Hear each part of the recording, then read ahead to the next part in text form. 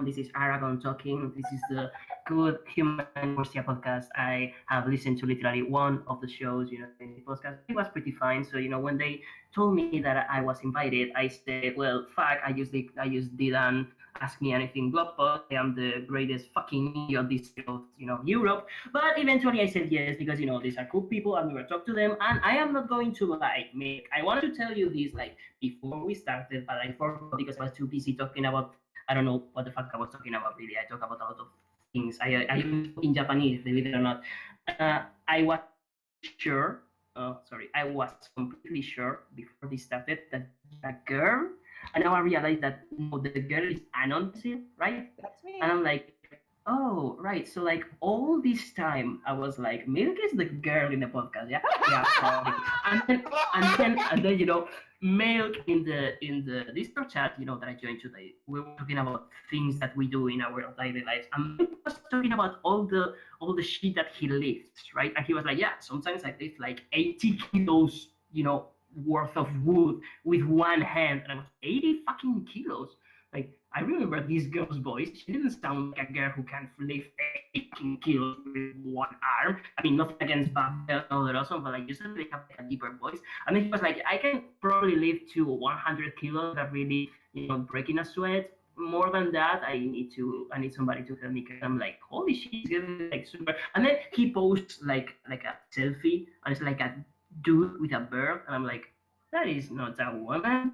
That is not a woman at all. I have been fooled. And I realized that, yeah, indeed, I wasn't fooled. I was just an idiot. So why the fuck did he think that you were a girl? How the fuck did he call you during the some number? Okay, I got it. Okay, I'm gonna pause you. Here we go. Oh, Because So we have to introduce everyone. we have to introduce oh, everybody. We have a oh, non-pencilist with us, who is the girl on the podcast. Hi, I yeah. have a vagina.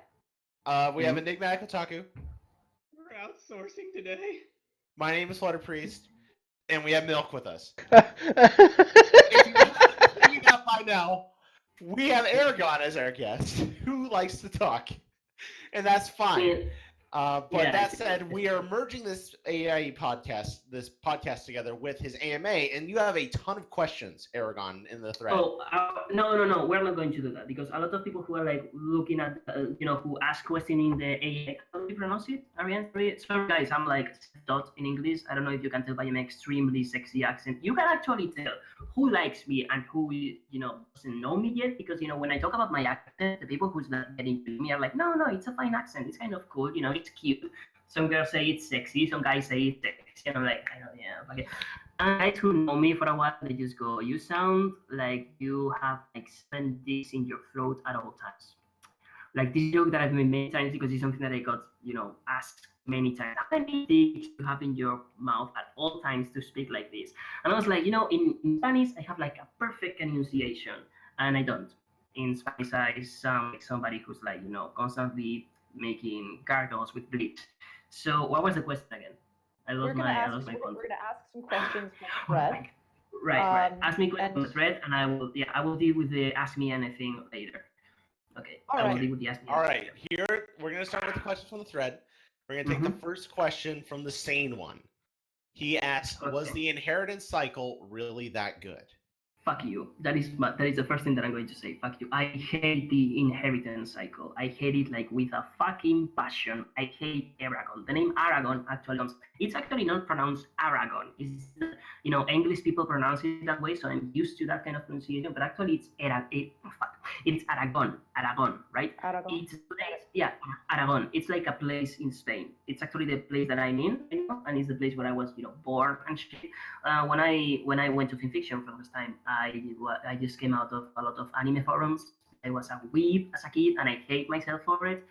And I was like, in those chats, I was like, a Spaniard in a website for Spaniards, and everybody had like a Japanese name because we truly hate ourselves. But here, I'm like probably the only Spaniard in a website that speaks mostly in English.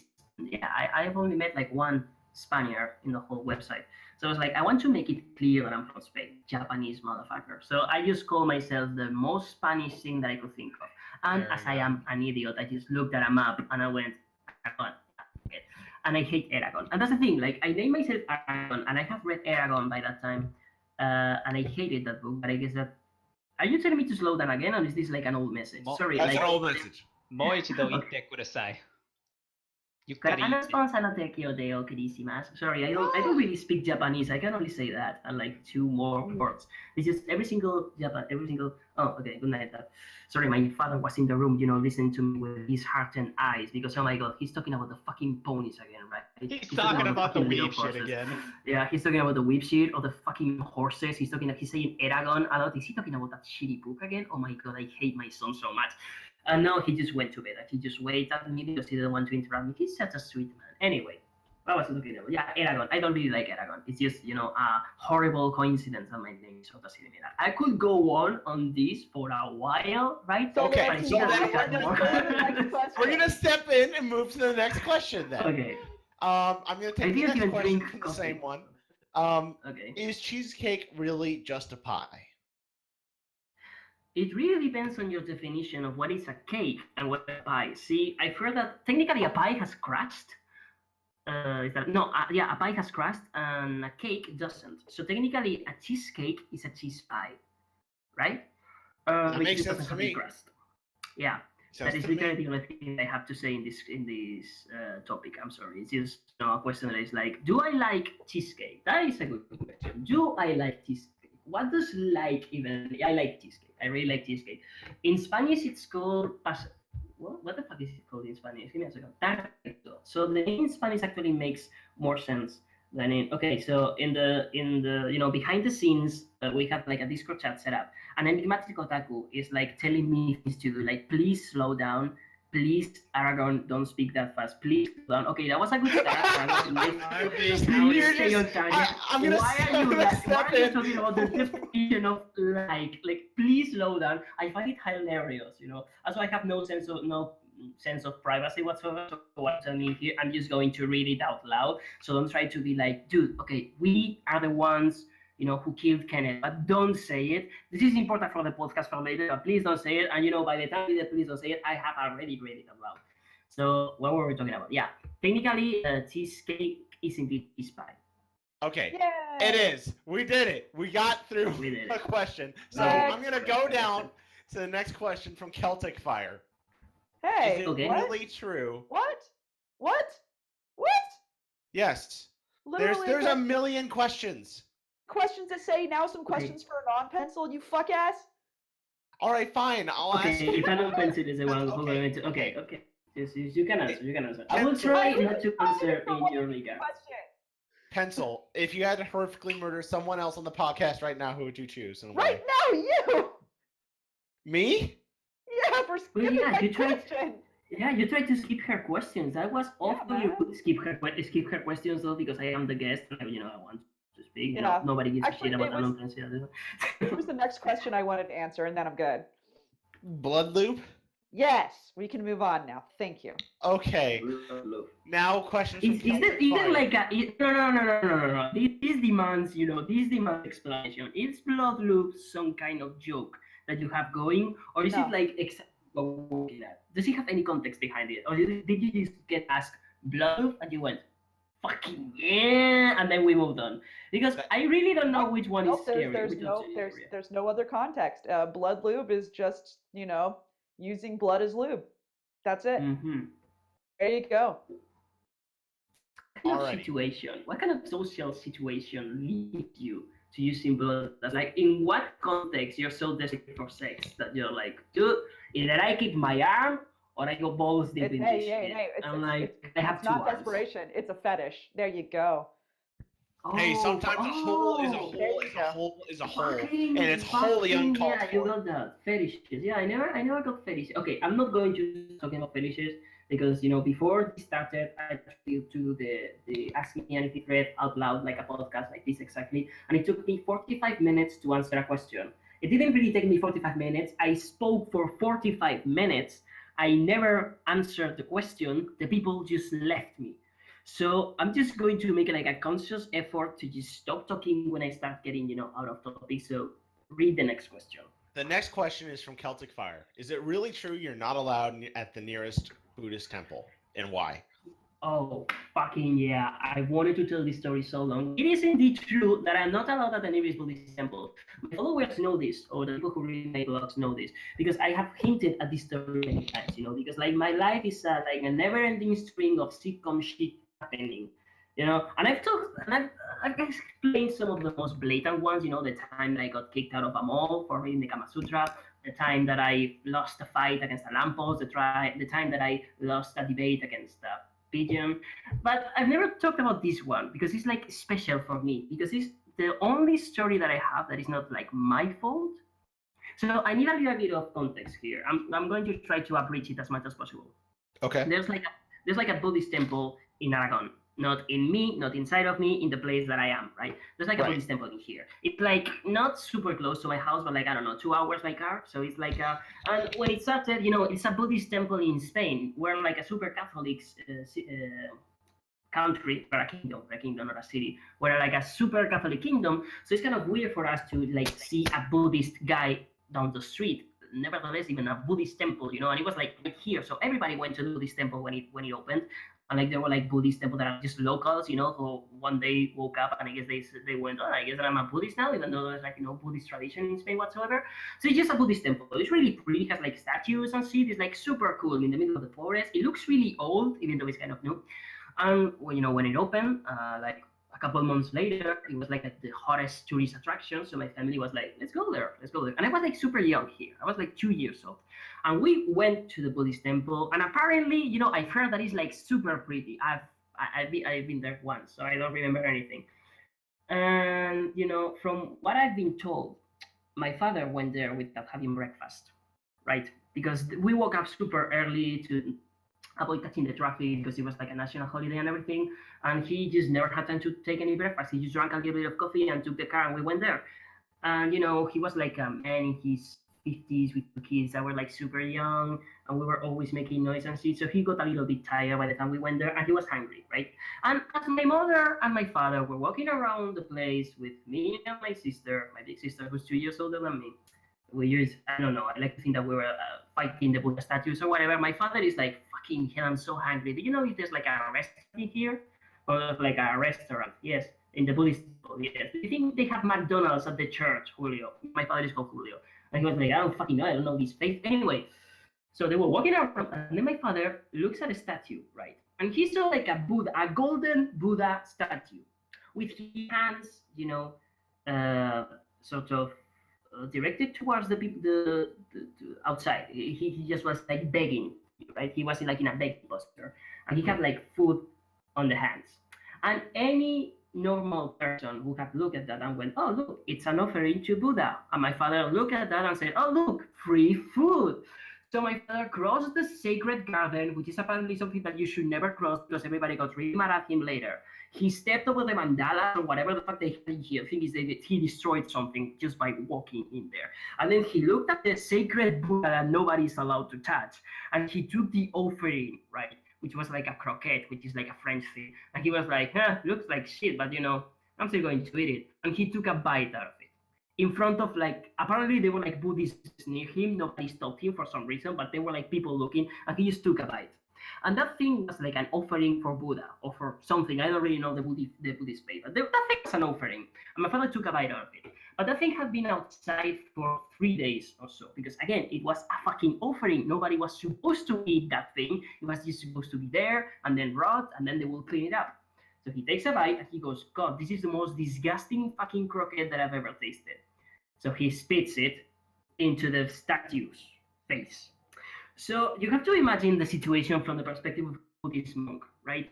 You're just there preaching your inner peace and whatever, and you see like a jackass family with two kids who are like constantly screaming, and then the pater familias just destroys everything that you've been working on for the last 2 months just by walking, takes a bite of the sacred offering, and then spits into his face.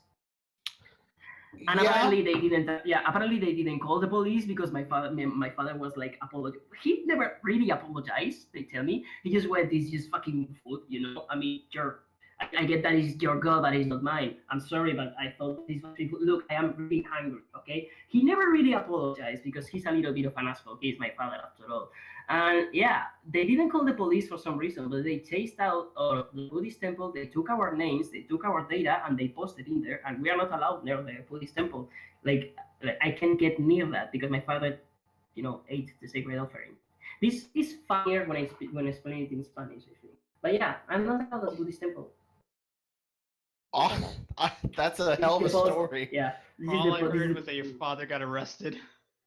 Yeah, No. no. My father never got arrested. We just got chased out, and then we went into the car, and then we got the fuck away from there. And then later, apparently, the monks told people about this, and they had our names. So like, people would ask us, like, did you really offend the Buddhist monks? Yeah, they chased you out. Yeah, dude, they're like pacifists. By definition, they cannot chase you out. Well, they were really angry. I don't fucking know. I'm not allowed near that temple. I am scared to go there because yeah, they have my name. Like my name is in a Buddhist temple on the wall saying, "Do not let this person enter." Alrighty, we're gonna go to a question from Davey Florida. Okay, perfect. Would you rather be cunningly brutal or brutally cunning? Define cunningly brutal though. Does it mean that I'm like hardcore but like in a clever way? Yes. And brutally cunning doesn't mean that I'm like clever but in a hardcore way. Yes, you got it exactly. I would say, hardcore in a clever way because everybody can be clever, but not everybody can be hardcore. Have you ever seen fucking Stephen Hawking? I don't know, like headbutting a table just for the sake of it? No, He's fucking he can't hardcore move. as shit. Yeah, Well, exactly, that's exactly, because of his disease. Yeah, but he's also not hardcore enough to just not give a fuck about the disease, dude. Like you're your own man, you can control that shit probably. I don't know science. So what you're saying for Stephen Hawking is that he should just stop. Just stop it. Yeah, he should stop. He should stop it. Okay, no. This is too mean. I really like Stephen Hawking. Really Don't let your dreams be dreams. Just just do it. Just headbutt a table. I have headbutted a table. So like I have that over Stephen Hawking. I have a scar on my eyebrow because when I was 5 years old, apparently I saw like a table and I was like, I wonder what will happen if I hit that with my face. And 3 seconds later, I was like, oh, I know now what happened. I bleed and it hurts. So we have to go to the hospital. That apparently happened twice. I have like a scar and the scar is like super big because I opened it again. Like I went home with stitches on the scar and I looked at the table and I just hit it again in the same spot because I was truly a horrible child. This is where you continue with the questions where you laugh or whatever, right? I think you answered the question perfectly. We're gonna go to a question from the other guy, who asks, "When will you make a Patreon so I can give you my money?" Yeah, I can never tell if the people who are asking this are like fucking with me or actually telling me that they want me money because I don't consider myself a good writer yet. I consider myself a person. I would say to write, but do I write or do I just spew words? I never make a Patreon though. Let's keep on topic. I will never make a Patreon. I think I do have commissions open. You can just commission me something, but a Patreon is kind of like too professional for my tastes. I have the theory that if I open a Patreon, like one person would bid $1, it will be my mother. She will include the caption, I love you son. I will be like, thanks mom. This is really emasculating, but could be worse. I will never have a Patreon. My Patreon. Exactly. Yeah, donate to Nick's Patreon so he can buy pizza for himself because he's poor as fuck. Oh, you have a Patreon. That is so cute. I will never. You have a Patreon. That's so cute. Perfect. Thank you for that. Okay. All right. We'll go to. I'm trying to just take one question from everyone as we go down because I realize we're gonna go through this really quick. We're already 22 minutes in. What? Really? I was going to tell you something like to rush so much. We're like going at a really good pace. Like we're being like what 5 minutes into the podcast? No, it's 20 minutes already. This is like an episode of MLP. I am so bad at measuring time when I'm speaking. This is amazing. If I could speak in reverse, I would travel in time. What? Sorry. Yes. Next question, please. Next question. Okay. I'm gonna take a question from Major Dude, and I'm being partial to this question because I know a certain friend of mine who is very interested to hear about this particular story of yours.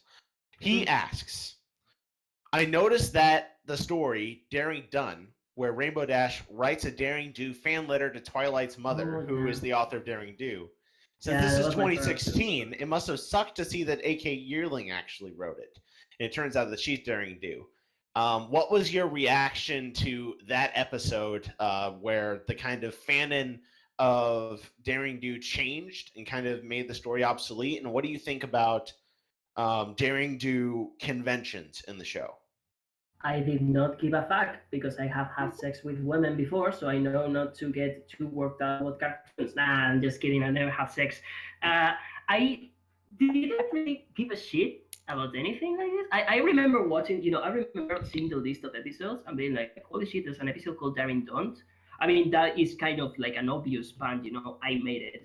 So I wonder what will happen in there. Maybe the story will, get fucking just, but who gives a shit? And then I watched the episode and I remember thinking, "This is awesome." I was not expecting anything cool, but then the Darren do scene. No, wait, that was Darren. That was like Aragon. Yeah. Sorry. I got the episode mixed up. I watched it and I was like, "This is cool. This is pretty cool." There could be an explanation. There could still be an explanation that could still conform to your canon, where it could be that Daring Do just writes everything in the dirt and then passes it to Twilight's mother. Yeah, exactly. I mean, I didn't really mind because I was like, it's a fan fiction. People are not going to unread it, and I'm just still going to write it. What I did was the next story that I wrote in that series, I tagged it as alternative universe because it dealt with Twilight's mother, still writing Daring Do. But the next ones, I just never mentioned what does Twilight Velvet actually write. So it's technically against canon. I didn't really mind it much. I was like, okay, so I guess that my episode is not canon. Actually, one thing did bother me. I hate the alternative universe tag. It's one of the tags that I can't fucking stand. The random tag, I can deal with. The sub tag, I hate it. And the alternative universe tag, if you are truly writing an alternative universe fic, then use it by all means. I might even read your fanfiction. But if you're just changing one thing, I can't fucking stand it. I do believe that canon should be a little flexible when you're writing a fanfic. It's like the philosophy I had with, say, background ponies. I don't think that you should write background ponies always the same way. Now that the episode 100 is out there and you can say that they have like a quote-unquote canon personality, maybe the rules are more set in stone. But I remember before that happened, right? Every single person in the fandom would write Octavia the same fucking way, and I hated it. In fact, I would treasure every single story that made the absolute opposite, right? Okay, Flutter Pieces, please telling me, bring me back to Daring Do, we don't give a shit about this. Okay, so later, I know that somebody's going to ask me about this because I didn't read the questions, so I will talk about this later. Yeah, Daring Do, I didn't really mind. I guess the short answer is I didn't really mind it, I was like, fuck it, I'm not going to tag it alternative universe because fuck that, grandfather close, it was out there before the episode was canon, so fuck you. In fact, some people told me, you should tag this alternative universe, and I didn't reply fuck you because I am not that childish, and because, Mr. Numbers was there telling me please not to do that. Okay, I have to drink now. A second. That was pretty good. Yeah, he told me not to go just fuck you at the guy. He was like, dude, he's just asking. I was, you're right. You're such a cool guy. And then I just wrote something like, this was written the canon, yada yada yada. Thing is, my opinion on fanfiction is kind of relative. That I have like a lot of people who I talk to about fanfiction get angry at me because they think that my philosophy is quote unquote wrong. I remember Kitsune Risu in particular. I had like a long discussion with him once about how to write, what to write, and shit. I don't consider I don't think that my philosophy has any name whatsoever. But I remember telling it to my sister, and she was like, "That's some people call that postmodernism." I was like, and I guess it is. I don't really give a fuck. And then I told this to Mr. Numbers, and he told me the fact that you only call yourself a postmodernist because people call you a postmodernist is in itself pretty postmodernist. So I guess the label fits you. So I didn't really care.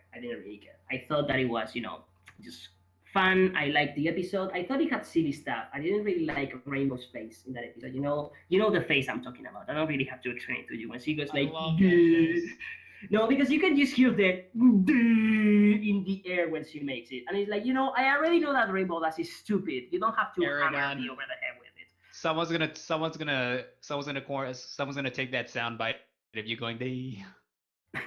I make that sound so often that I don't really think it's going to like an issue. It's like the other day my editor was taking quotes out of me out of context. like, well, that was my personal 12-year-old orgy, or so that's why I hate gay people. And he was like, I can take this out of context and it looks really bad. And I'm like, dude, I speak so much that nobody can share it that, everybody looks at him and they're like, yeah, just by statistically speaking, he said that. But because he's probably by this point said every single combination of words ever possible, in English. So, I don't really care. I made the sound a lot. I mean, you've seen that face. It's a horrible face. It's really ugly. I like that the show is trying to be more plastic lately and make like more expressive faces. I really like it. I really think that cartoons should like be able to like more visual interesting and be like more elastic and more things. I think it's like a really thing because you're animating, right? You can create whatever you want. So why would you force yourself solid as possible? Yeah, sometimes it works if you're doing something, I don't know, realistic. But if you're doing something that is more cartoony, I'm consciously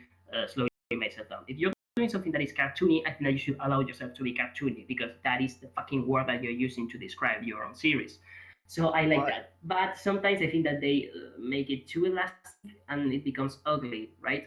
And they should be allowed to be ugly, but Friendship is Magic is like mostly a cute series. I got into it because it was cute. So when they go from cute to just really fucking disgusting to the eye, it's like kind of not like it that much. No, I don't like that much. Make it cartoony cute. Don't make it cartoony ugly. Unless the joke is that it's ugly with pinky pies, Generation 3 face. That was a good face. So I'm going to shut up now because I can just hear you foaming internally being like, please go I'm back jumping to the in dick first here. Okay, Sorry. I'm jumping in dick first.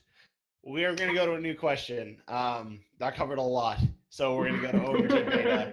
I'm sorry. Asked, No. I want to answer. I want to answer one question because when you linked it, I opened the thread and I saw one question. Why the number of major-rated stories? That actually surprised me. This was what major, I think. That did surprise me. Is it weird for people not to write major-rated stories? I'm going to ask you this question, in my opinion, but I want to hear yours because I think that Milk hasn't been able to speak since the podcast started. So let's give him an opportunity. Why do you think he asked me that? Do you think it's weird for an author, for a quote-unquote popular author? I can consider myself popular, more on that later. Is it weird for a popular author not to write porn? Can you be popular without writing porn? What is the meaning of popular? Why did Major to ask the question? What is the meaning behind the question? So, taking a step back, is it Major Dude did ask a question. Major, no. I was saying. No. Major Dude asked whether you can get popular without writing mature stories or getting popular without writing porn, and I think you definitely can. People like Colton Gardez do that. I do think it's more clickbaity in order to write like mature-rated stories. That said, does anyone else have any particular input on that? What was that? Like, I was asked to speak. I would like to speak a little. Milk, you can't. Oh, then I will go back to my cave. Why is Milk not speaking? Is Milk even here? I wonder. Milk never talks during the podcast. That's his joke. Milk, wake up. Oh. I'm awake. Behind the curtain. I'm awake. I'm not playing Pokemon. I swear. Sorry. I'm not playing Fire Emblem either. Oh, you're playing Fire Emblem? Oh man, I love Fire Emblem.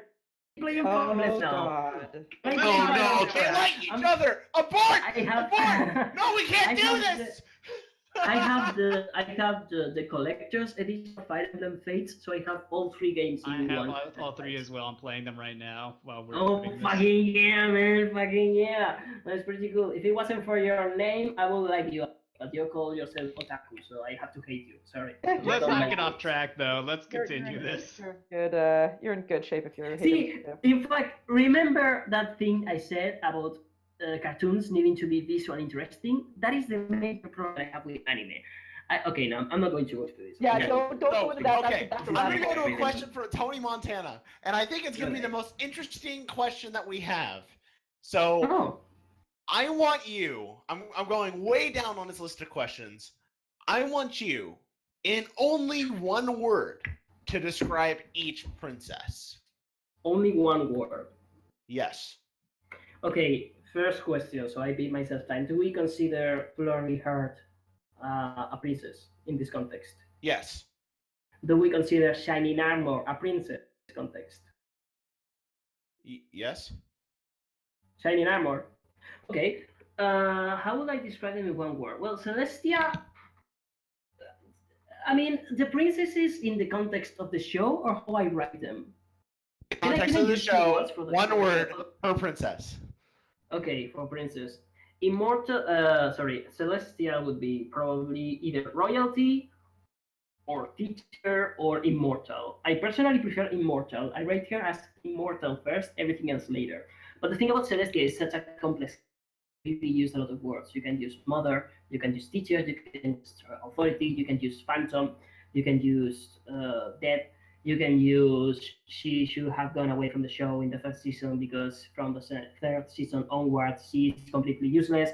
You can use, I still like her though. I really think that point you could also use. She's actually my favorite character, not for what she does in the show, but because I really like writing her. It's actually kind of humiliating how every single time that I'm trapped in a story, I don't know how to continue. I just write Celestia and it sorts itself out. If you ever see a story of mine in which Celestia randomly pops up, it's because I was hitting a writer's block and I just really like writing her. So I would just say immortal. Okay, pause. And that was one word for Celestia. Was that one princess? Was that one? That was Okay. one princess. Okay, Luna. You know, the easy way out would be just say dream, dark, or something like that. What defines Luna as a character? And I would think that she is the teacher.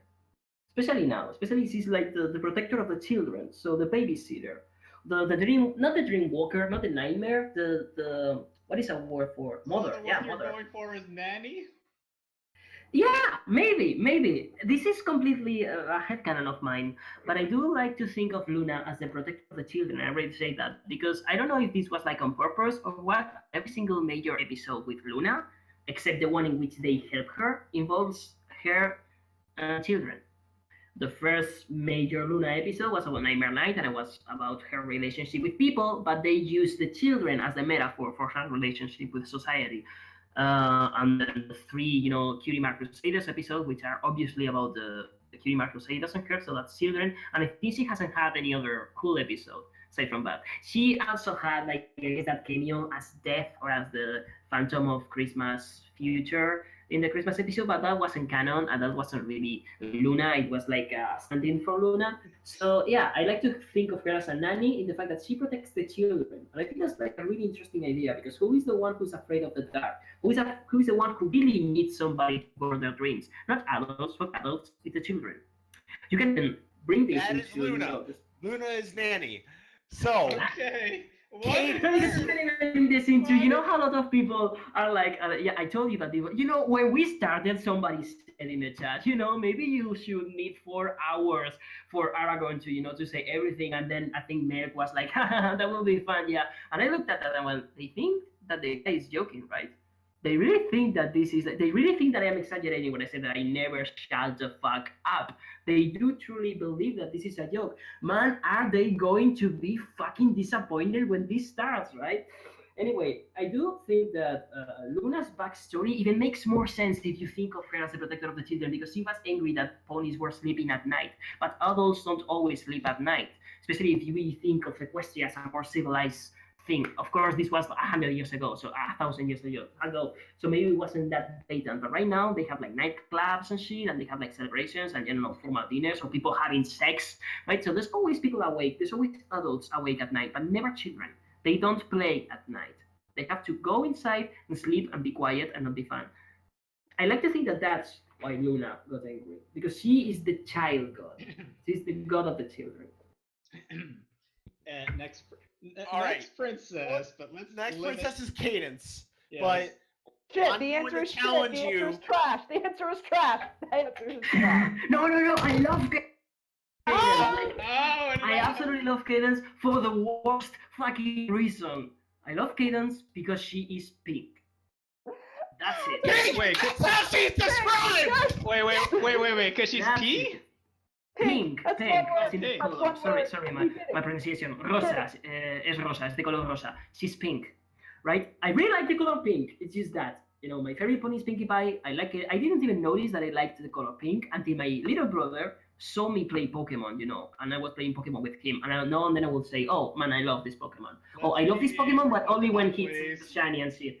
And he said, do you realize that you only like the pink ones? And I was like, nah, no, really, you only like the pink ones. Look at it. And he put every single Pokemon that I liked on a line, and every single one of them was pink. And I was like, holy fucking shit, I have a type. And indeed, I like Cadence because I find her aesthetically pleasant because she's pink. I like her daughter because she's pink. I just find her adorable. I also like children. In fact, that's the thing, right? I consider, I'm going to jump to the next princess because I can see that you're desperate right now because you thought, oh man, he can only say 4. It's going to be a short question, isn't it, you fuckers? Cadence would be pink or princess. Actually, if one of the characters, if one of the 4 princesses is a princess, it's really Cadence, I believe. And I would say that she's princess, and her daughter is just baby or child. Baby, the baby. Her name is exactly. the baby. Or child. I think that child is like more whimsical, right? I like to be whimsical. People go, oh man, this guy is deep and he's smart. I just like the sound of the word child. He's the child. She's the child. And then we have Shining Armor, which we established as a princess too. Wait, a princess? I asked. The first thing that I asked was like Shining Armor context, and Priest was like, no, we were talking about Flurry. We were talking about Flurry Heart. Flurry Heart is like Flurry Heart is child. I tell you. She is child. Let's leave it at that. Yeah. So now Shining Armor, who in this context is a princess. He's a prince, but pretty much the same. Who would be? I think he's nothing. I think he has no personality whatsoever in the show. I write him as an idiot, but he doesn't have anything going on. He's just there. In the comics, he's a nerd. In the show, he's just there. He's just a pony-shaped void. Like he's there, so Twilight can be like, oh, I love my brother, but even the episode in which he was presented was more about Cadence than about him. So I don't fucking know. He's just there. That's the word for Shining Armor. There, because he's there. He exists. He occupies space, right? I like this 5-second gap every single time that I stop because you're like processing what I just said, maybe translating my accent, and being like, did he stop or is he going to start again? There's like always like a 5-second gap. My advice is the moment that I stop talking, you talk. Don't okay. Boom! We're talking now. This is the point at which we're talking in the podcast now. We're gonna cut off that question there. I'm gonna move down to Doom Guy 666. Aragón, this is extremely important. What color are oranges? Oh, don't you just love this? Because I have like the longest explanation for this. It's not as easy as it sounds. Because see, when I was a kid, I always asked myself, are oranges called orange because they are orange? Or is the color orange called orange because oranges are orange? And it's the second time. Oranges were called red or even pink in some cultures before the color orange actually became its own thing. So if you look at like super old text, they say that oranges are in fact red. It's just that at some point people started to talk about red, this particular shade of red, the color of the oranges. This is orange red, right? Orange red eventually became orange because it was just word, and like nothing else is called orange in context of colors. So actually, oranges. Melting my brain. So oranges are orange color. Oranges are orange color. This is also true in Spanish. I might add. So I don't know. They're not acá, pues. Yes. Pretty much. We're gonna go to questions from Crystal Wishes. Crystal Wishes, she's special. We like her. I like Crystal Wishes. I met her today. She was nice. That's all that I have to say about her. She has a parrot called Mango, right? And it's like apparently, and it's not Mary, but she told me she was. It was like really cute. Anyway, you can continue now. I just say that. So I'm going to take the question from her that asks, you have a permanent index on your Fim profile about It Feels Rapey. Why did you spend 2 weeks reading terrible romance fics? Actually, the explanation is as lame as it sounds in the index. For the ones that don't follow me, who I don't know why they're watching this podcast, but thanks for that. I have an index called It Feels Rapey. This is the title of the first blog about shitty romance that I wrote. And if you read those blogs, it says right there that my computer broke, right? My computer broke down. It just went dead.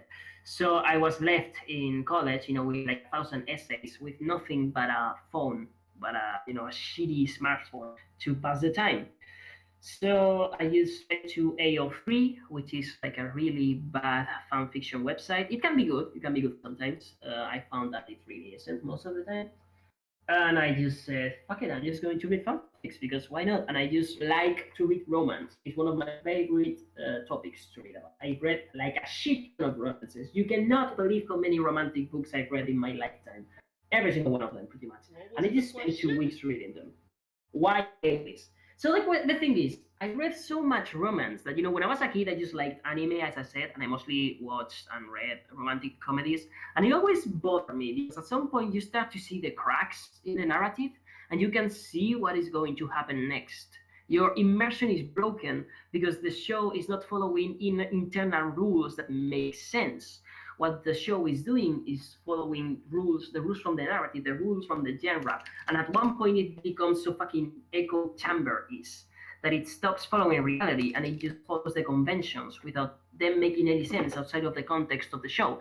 So you see a romantic comedy anime and the guy trips and accidentally gropes the female character who then gets angry and slaps him around, but then they're friends. No human has ever acted this way. This is not how a human reacts. But you have seen so many shitty shows that you don't even, see it anymore. You just go, of course this happens. This is what always happens. No, it's not what always happens. So after reading this for 2 weeks, I had stopped reading. I had stopped watching anime for a long time. So I was like kind of purified. I was cleansed. So I read a lot of anime fanfiction, romantic fanfiction. I was like, this is really, really bad. But instead of stopping, I just, as a joke, I wrote every single time that I saw like a cliche or a mistake that I recognized, I would write it down in a list. The list ended up being so long that I was like, I need to write about this. So the question was, why did I do this? Do I hate myself so much? And the answer is not really. I was just bored, and I always read romance. So at one point, I just stopped caring if the romance is bad or good, because if it's truly bad, you can still enjoy it by just laughing at it. And also, I wanted to complete the list. So on the second day, it was mostly because the list is so big and so many mistakes repeat themselves that I want to see just how deep this hole goes. Right? I want to see just how many of these mistakes appear every single time. And then, as a joke, I said, I'm going to write a blog about this. And it became really popular. The blog was surprisingly hard to write because it's not my usual voice. My usual funny, quote unquote, voice is more self deprecating than anything. I just make fun of myself. But I said, let's punch down for once. Let's not talk about myself as like somebody who hates himself. Ariel, yes? I'm going to stop you. Okay. You're no fun. We've been going on. Espacio. I have my own personal question. Okay. How often do you breathe? I studied how to play the oboe for 6 years in high school. So I actually have like a super good lungs and I can go for a really long time without actually breathing. That is part of the question why I never shut up. And also, I have no idea. I never really thought about this. And I study, law in college, and I speak in public a lot. And some teachers always tell me, and then I will have to do a presentation, and they always tell me the same, really good. You're really good at it. You're really good at speaking in public, but please slow down. I'm like, I was speaking as slowly as possible, and they tell me, I can see when you're breathing. I know that you are breathing because you're not dead. But when do you breathe? But I clearly stop and take breaths. How often do you do public speaking? Really often. In fact, like if I'm not, usually when I'm like in a crowd and shit, I don't know if you can see why, but whenever I'm like surrounded by people, I am the one who's talking all the time. So that kind of counts as public speaking. There's 20 people in the room and there's one motherfucker speaking. And that motherfucker is me. But officially, like every week or so, I have to do a presentation or to discuss something in class. And when there's like a debate in class, you just know that I'm going to be there fucking ruling it. Maybe I have no idea what I'm talking about, but I will be there just speaking about whatever, about fucking whatever. This is tax law. Fuck it. We're going to talk about Donald Trump now. Why? Because I am the one speaking. None of you. We can't talk about Donald Trump. Well, okay. We're moving to the next question. What happened? To make a sandwich and everyone's yelling. The next question from Blade. He asks, Sook. Sack. Where does the word sack come from? Okay. I'm going to keep talking. The word sack comes from. I know this from the context of Tumblr, but every single time that I see it, I wonder how should I read this out loud? Does it come from sack says? It's obviously a pun on, sack, as in sack my dick, or sack your dick, or sack a dick, or sack something that is not a dick. But why do they write it this way? Like, this is a meme. It's like a non-universal in joke.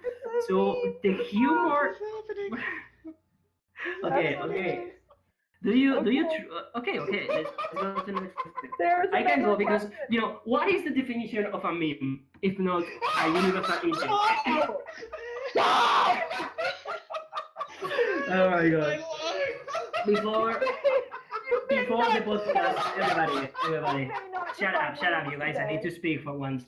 Before the podcast started, I'm speaking to the audience. Before this all started, everybody was like laughing, they were like, oh man, this is going to be so fun. He does speak a lot, but he just made a joke and shit. This is going to be enjoyable. And you're fucking regretting this now. Anyway, next question if you want. I mean, I can go on about the memes because this is like a thing that I've been...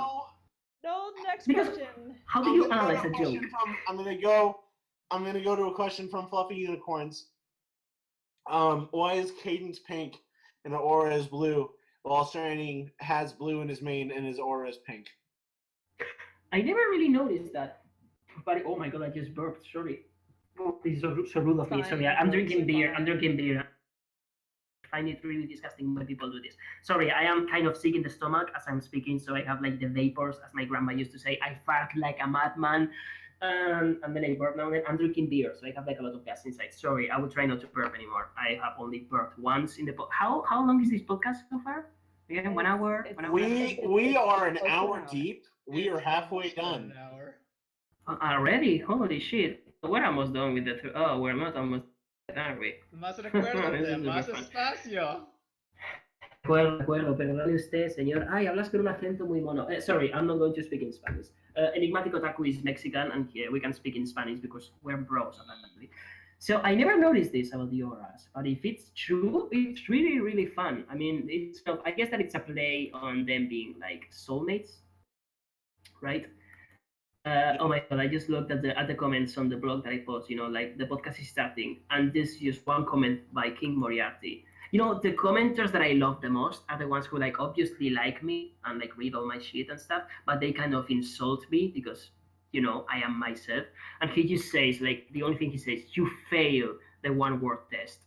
And I can just feel the despise in his voice as he says this. Amazing. Anyway, I would say that this is because they're soulmates. We're talking about Cadence and Shining Armor, in case that you forgot. I think that they're just soulmates. Maybe this is how they fell in love. Yeah, I know that the comics say that they are, that they met in high school and whatever, but the comics also said that Twilight Velvet was Darinthus' author, and look at how that ended. So the comics are soft canon at best, which means they are canon unless the show says otherwise, which is literally true about every single thing in the universe. Every single fanfic is canon unless the show says otherwise. So maybe this is how they realized that they were truly, meant for each other. When they look at the auras and they're like, the most internal part of me, the most intimate thing that I can produce, what is literally the essence of myself is the color of your form. So either I'm really, really, really in love with you, or chosen for each other. And it's like a super cool story. See, that is a good love story, and not this fucking bullshit. Oh, I guess that I tripped and I grabbed your boob for the 10th time. Do you love me yet? Kind of jackassy masturbatory fantasy that most anime romance tries to do. Because I have so much shit to do about the romance blogs. Can you believe that? Are we allowed to talk now? I am lost. I am beyond lost. Priest. We're gonna move to another question. Go, pick. Vylon. It's Vylon, everyone's favorite. I don't even have the jingle? Sorry. Okay, I have a question instead of. Vylon has a question. No, I want to ask this question. Okay. Vylon asks, can your tongue lick clits as fast as it forms words? Vylon knew. I don't know, ask your mother, but like, I think that I guess it's the most basic comeback that I can make. It's literally, I just said it to say, let's get over with it. But anyway, do I really speak that fast in English? Yes, many people who speak fast. you do. And I speak fast, so I know. Yeah, but like right now you're speaking a normal, right? Like sometimes I am kind of self-conscious and I'm like, yeah, I'm speaking slightly fast because I just got excited. Like when I talk about cartoons, something visually interesting. When like a topic really grabs me. If the topic doesn't grab me, I this speak right more. now is fast. Are you the major modern general? Yeah, I actually like to try to rap. Whenever I listen to a rap song, I always like the fastest ones, and I try to rap as fast. Yeah, I try to rap along the music, and I'm surprisingly bad at it. I'm really bad at rapping. I am formally, instructed in music. I know how to play a couple of instruments. I can sing like a fucking angel, but I can't rap. I have a good sense of rhythm. I just can't rap. Even if I try to, I mean, I have been listening to Honey for like, I don't know, 3 months straight, and I can't rap along because I'm just really, really fucking bad. All right, I'm going to go to a question. I'm going to go to a question from Lisa Claire. I really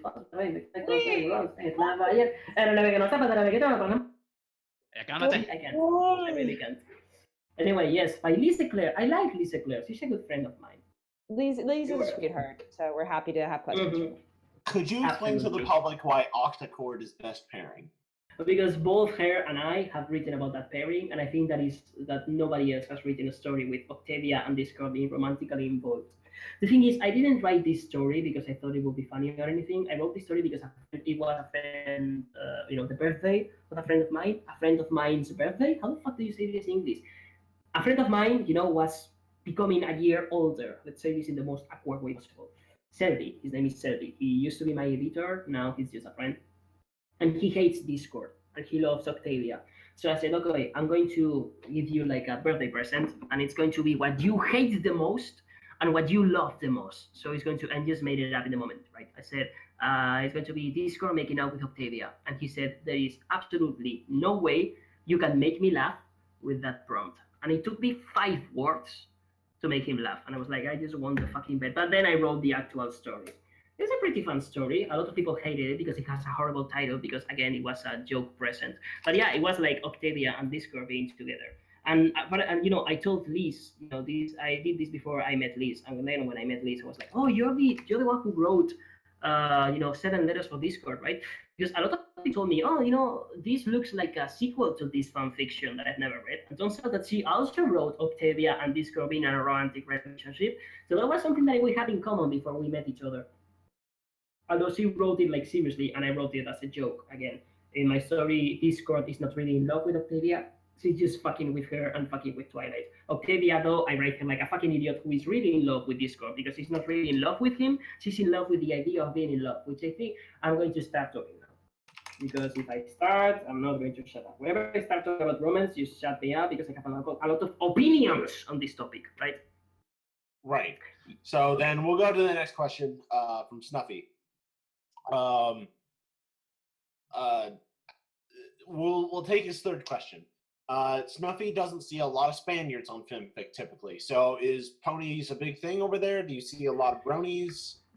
I've met What's one the state of brony. the fandom in Spain? Yeah, I've met one brony in my entire life. A Spanish brony. I've met a couple of bronies outside, from Hungary and shit.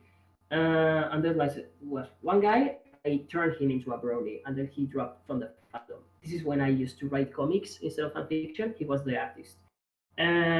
So ponies are really nothing in here because first of all, the dub is horrible. Second of all, the English level in Spain is awfully bad. Like I only speak English because I taught myself to do it. Because really, the formal education of English in Spain is like embarrassingly bad. Nobody can speak in English. Nobody my age, nobody older, nobody younger. Is embarrassing. So nobody really watches ponies. When you go to a con sometimes, to the Spanish Comic Con, which I've been a couple of times, sometimes you see bronies in there, but it's like 20 people at most, and I never talk with them because I'm just doing other stuff. But I'm like, I start talking. Plus, it's probably going to be awkward because we have in common that we like the show. Okay, I can speak for hours about the show, but I can speak for hours about everything. Maybe we won't have any chemistry, so better not to force it.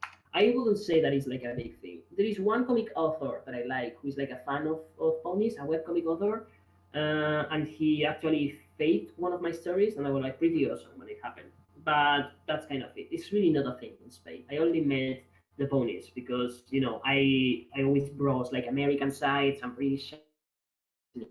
So I just saw it on 4chan or whatever, and I went, why not? It's cute, it's pink, I like cute things, I like pink things, so why not give it a try? And then I just marathoned the entirety of season 1 in 2 days, and then I was like, I guess that I like this now. But yeah, there are no bronies in Spain, I'm afraid. I'm one of the, there's like really little ponies here, really little bronies. And if you look through fiction, they're probably to me like 2 guys who are like from my hometown, or from my hometown, from my home kingdom, from my home country, from Spain. Alrighty. Now we'll go to a question from Majin Siko, who is quite infamous. Yeah, I know. He's a friend of mine. He's a really cool guy, I guess. How many baked goods have you fornicated with in the last month? See, I would say less than 5, but that would be like, the thing is, why is this question asked, is what I like to ask myself. Because why do we turn the idea of having sex with an inanimate object into a taboo or a joke? I start many of my blogs saying shit like, well, I just ran into a forest and fucked what I hoped was a tree. We can never be truly sure of this. And then I continue with the story of the blog. But like, why do we consider this something to laugh about? Because yeah, I know it's silly. Me fucking a cake, it's silly. But like in the end, it's nothing as masturbation. I think this plays on the topic of the taboo of sexuality, especially among women. Like I remember when I'm the first offender here. I remember when the sexologist came to my high school when I was a kid, and she explained masturbation by explaining how she liked to fuck her sofa, and she was really graphic about this. And it was like one of the most disgusting things that I've ever seen. It was just like a really sorry, he was really ugly, but that has nothing to do with anything. It was just like a really, I didn't like this woman. I found her like really the way she spoke. She was trying to relate to the teenagers, but it only made her sound crass. She was trying to speak in this formal, way, but she said instead of ejaculate, she said come or jeez, and it was just so cringe-worthy. And then she started, yeah, this is how I rub it to the sofa. This is how I fuck my sofa. And I was, please choose a voice. Either you talk like a teenager from the 70s, or you speak like an actual professional. I would personally prefer it if you spoke like a professional, but it would be pretty funny if you try to relate to us more. So please choose a voice, because the way that you're doing it is just bringing the worst of both worlds. So that's how I got traumatized. So, and I remember thinking that was really, really funny, but the way I saw it is just fucking inanimate object. It's just masturbation. And masturbation is technically natural. Everybody does masturbation. Dogs do masturbation. So why do we see this as taboo? And it's just, this idea society has that sexuality is something bad, something to hide. And I don't think that is, a good thing to do. So maybe we should stop making jokes about me fucking cakes, because I am not going to stop fucking cakes anytime soon. But on the other hand, those jokes are pretty funny. And as I said, I'm not going to stop fucking cakes. So, I don't really know how to answer. I guess that you defeated me with this one. Oh, pretty much. Well, actually, you defeated these guys because they were thinking, okay, so what is he going to speak about now to make this question way too long? Come on, surprise us. And I guess that I just did because, they are quiet again. We're listening. No, we're listening. It's just a combination of awe, I suppose. I mean, it's a fetish. Some people just want to fuck a muffin, or some people want to fart into a cake. Farts are a thing. They are definitely a thing. It is on the internet. It is everywhere. Some people are into pastries, I guess, but honestly, we're just sitting here kind of in awe right now, just like, oh my god, I wish I had to stop watching a word counter. Holy fuck, man. Yeah, this is insane.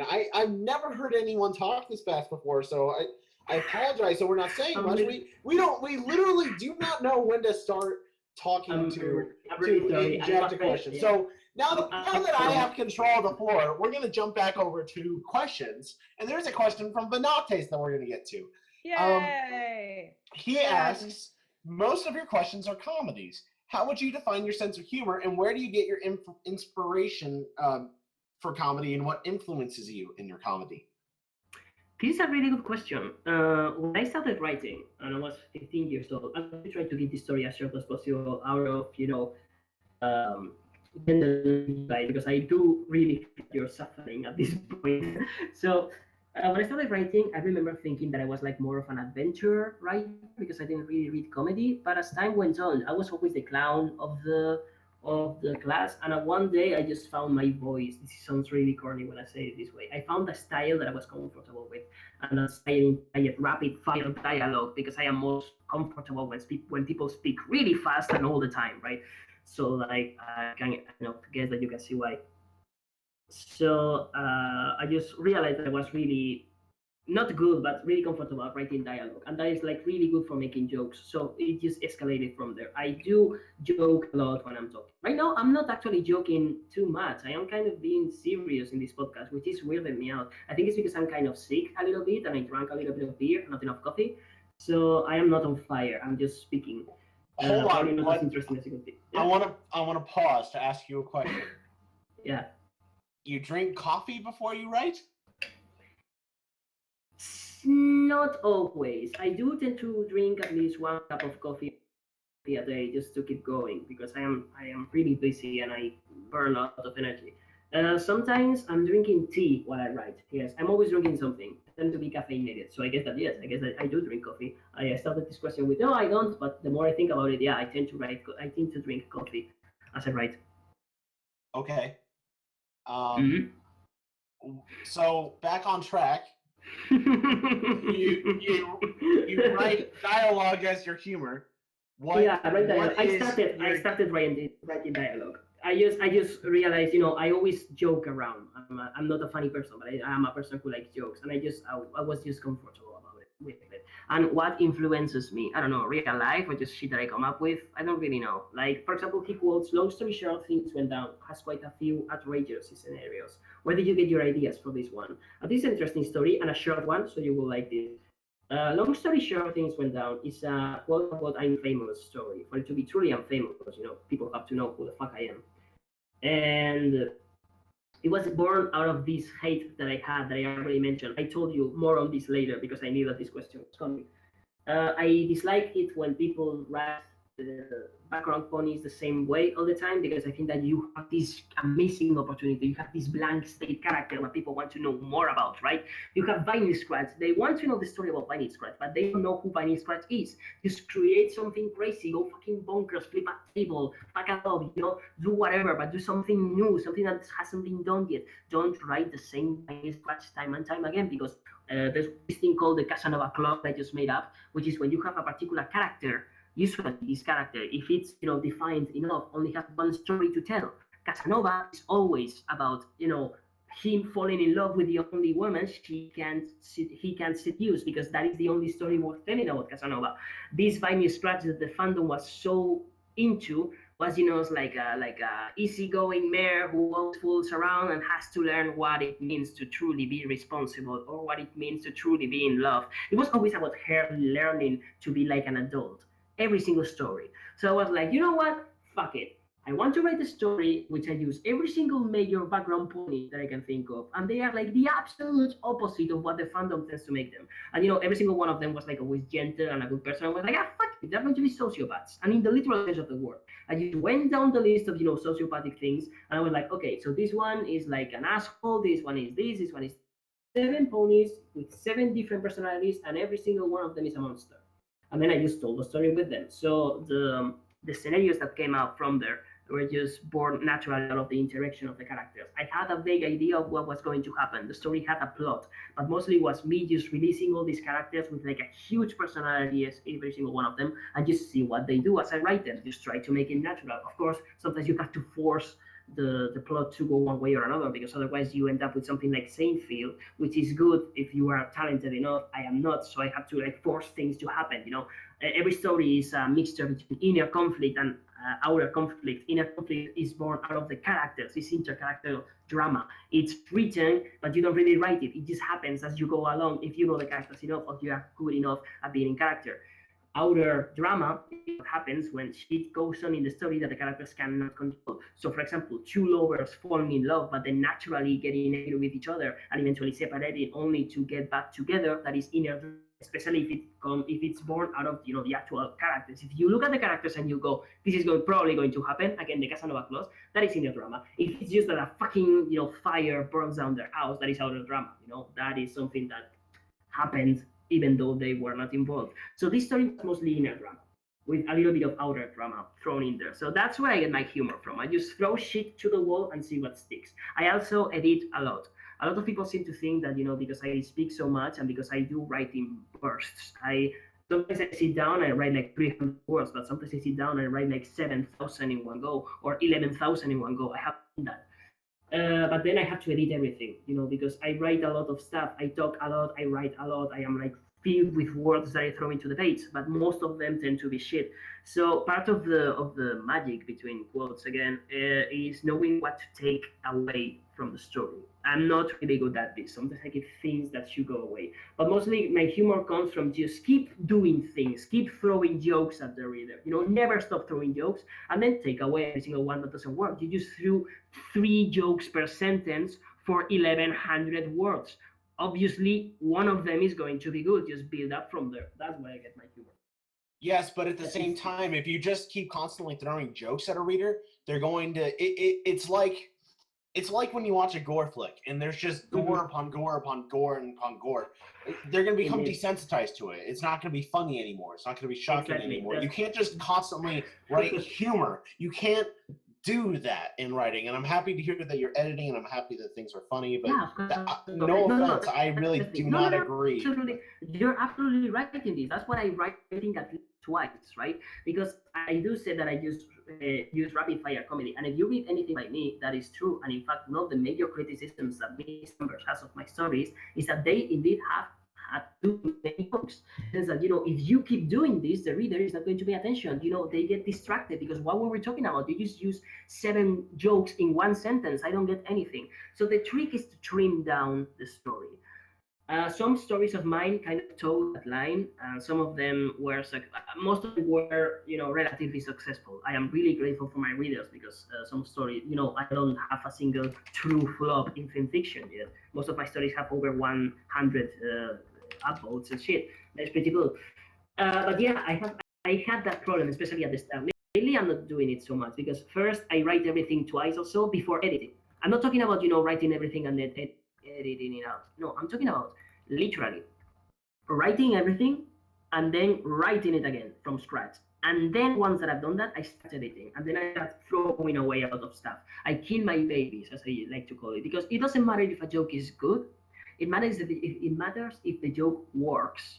Part of how much a joke works is when you tell it and how you tell it. The content of the joke is not as important as literally everything else in the story, right? So you have to really work around. It's a balance. You have to strike that balance. I do rapid fire. My stories have way more jokes than other comedy works. I can write drama too. As I said, I don't particularly feel inclined to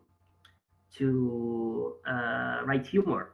I can write pretty much whatever. In fact, one of my stories is a drama, and it's like and it's just Rainbow Dash writing a letter to her dead father, and it's just that, right? And I wrote that not because I felt particularly sad, but because I saw a story on Tumblr that was exactly that. A character writes a letter to a dead person, and I suffered from insomnia, so I was awake. It was 4 a.m, and Mr. Numbers was out too, Australia.